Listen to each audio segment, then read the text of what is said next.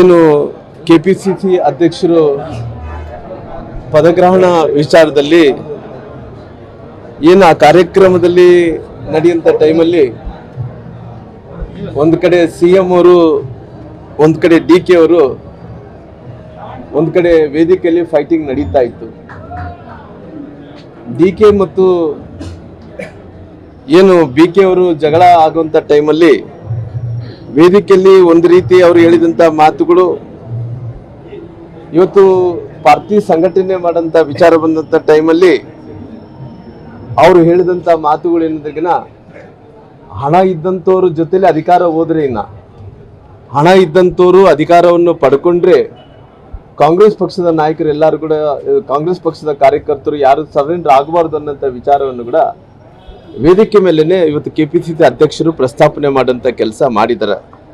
ಬಹುಶಃ ಅದನ್ನ ಅರ್ಥ ನೋಡ್ತಾ ಇದ್ರೆ ಒಂದು ಸಾರಿ ಶಿವಕುಮಾರ್ ಅವರು ಹಣದ ಅಹಂನಿಂದನೇ ಇವತ್ತು ಈ ರಾಜ್ಯದ ಮುಖ್ಯಮಂತ್ರಿ ಆಗಿದ್ದಾರೆ. ಅದಕ್ಕೋಸ್ಕರವಾಗಿ ಪರೋಕ್ಷವಾಗಿ ಅವ್ರು ಹೇಳಿದಂಥ ಮಾತೇನೆಂದ್ರೆ ಹಣ ಇದ್ದಂಥವ್ರ ಜೊತೆಲಿ ಹೋದ್ರೆ ನಮ್ಮ ಪಾರ್ಟಿನೇ ಮುಂದಕ್ಕೆ ಸರೆಂಡರ್ ಆಗ್ಬೋದು ಅನ್ನೋಂಥ ರೀತಿಯಲ್ಲಿ ಅವ್ರು ಹೇಳೋಂಥ ಕೆಲಸ ಕೂಡ ಮಾಡಿದ್ದಾರೆ. ಅವ್ರು ಇನ್ನೂ ಮುಂದಕ್ಕೆ ಹೋಗಿ ಒಂದು ಮಾತನ್ನು ಹೇಳ್ತಾರ, ಏನು ನಾನು KPCC ಅಧ್ಯಕ್ಷರು ಏನು ಹರಿಪ್ರಸಾದ್ ಅವರು ಏನು ಆಗಿದಾರೋ, ನಾನು 5 ಮಂದಿ ಗಾಂಧಿ ಕುಟುಂಬಗಳ ಜೊತೆ ನಾನು ಕೆಲಸ ಮಾಡಿದ್ದೀನಿ ಅನ್ನೋಂಥ ಮಾತನ್ನು ಕೂಡ ಪ್ರಸ್ತಾಪನೆ ಮಾಡೋಂಥ ಕೆಲಸ ಮಾಡಿದ್ದಾರೆ.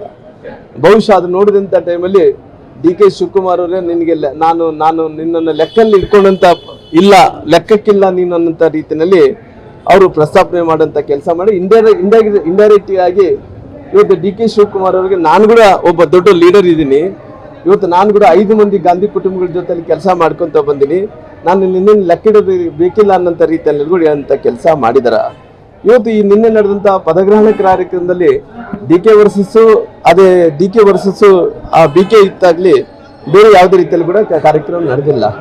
ಒಂದು ರೀತಿ ಅವರು ಮಾತಾಡುವಂಥ ಒಂದು ಧಾಟಿದಲ್ಲಿ ಅವ್ರು ಹೇಳ್ತಾ ಇದ್ರು RSS ಅವ್ರಿಗೆ ಧೈರ್ಯ ಇಲ್ಲ ಅನ್ನೋಂಥ ಮಾತನ್ನು ಹರಿಪ್ರಸಾದ್ ಅವರು ಹೇಳ್ತಾ ಇದ್ರು. ಇವತ್ತು ಅವರು ನಮ್ಮ RSSನ ಧೈರ್ಯದ ಬಗ್ಗೆ ಅವರು ನಮಗೇನು ಸರ್ಟಿಫಿಕೇಟ್ ಕೊಡೋದು ಬೇಕಾಗಿಲ್ಲ.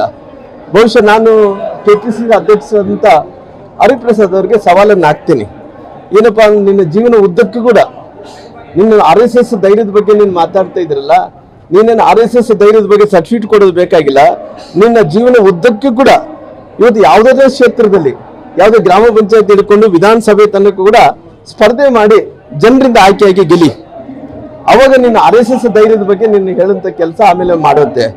ಅದಕ್ಕೋಸ್ಕರವಾಗಿ ಒಂದು ನೋಡಿದಂಥ ಟೈಮಲ್ಲಿ ಯಾವತ್ತೂ ಕೂಡ ಹರಿಪ್ರಸಾದ್ ಅವರು ಹಿಂಭಾಗದಿಂದ ಅವ್ರು ರಾಜಕಾರಣ ಮಾಡಿದಂಥವ್ರು. ಇವತ್ತು RSS ಅನ್ನು ಟೀಕೆ ಮಾಡೋಂಥ ನೈತಿಕತೆ ಹಕ್ಕು ತಮ್ಗೆ ಏನಿದೆ ಅನ್ನೋಂಥ ಮಾತನ್ನು ಕೂಡ ಹೇಳಬೇಕಾಗುತ್ತೆ.